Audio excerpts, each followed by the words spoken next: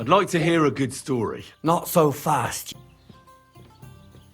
To your health, my friend.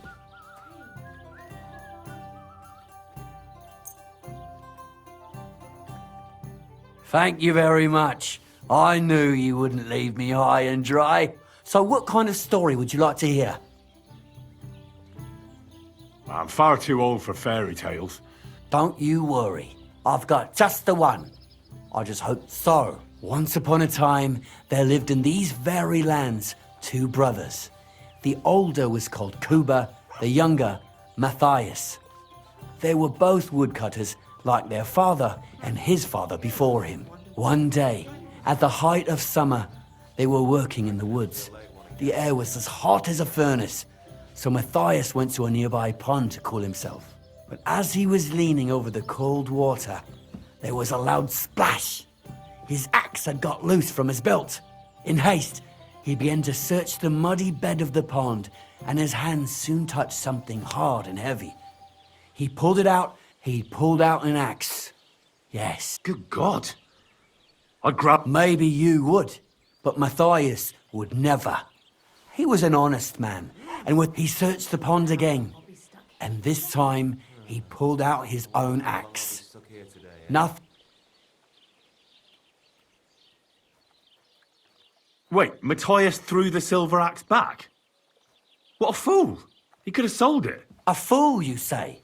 You'd better listen. Matthias was just about to leave when suddenly a water goblin came out of the pond, silver axe in his hands, and he said, "You're a righteous man, Matthias, and for your honesty..." Matthias, not hanging around for the goblin to change his mind, took up both axes, gave us thanks, and ran to tell Kuba. Kuba, however, was not best pleased with his little brother's fortune.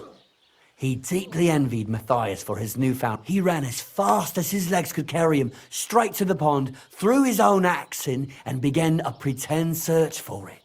Yet Kuba had no luck. He pulled out the axe he'd thrown in himself, so he tried again.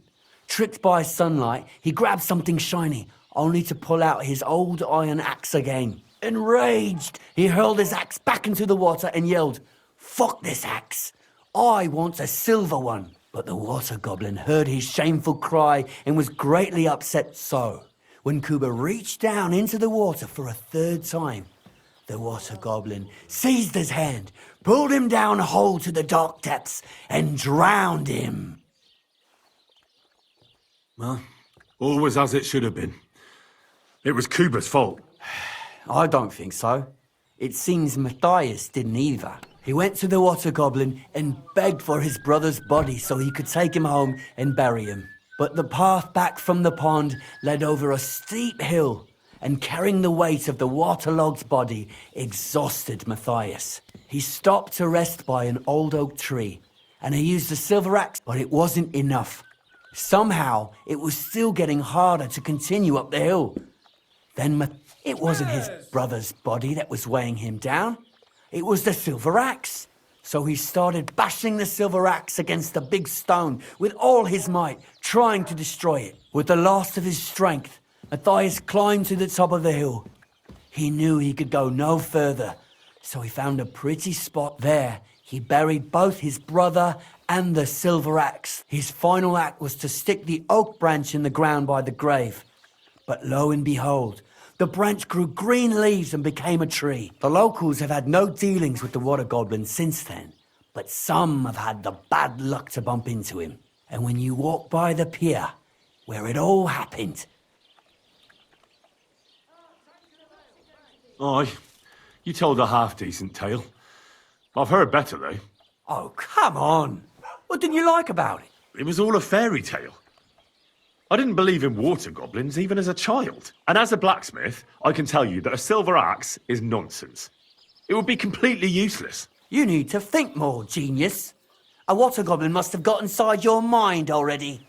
Well, why hasn't anyone gone looking for the axe, then? Because it brings misfortune. Didn't you listen to me at all? Look for yourself if you wish. Rock Tower Pond isn't far from here. The water goblin's pier is somewhere among the reeds. But leave me out of it. I'm fine here with my drink. Farewell.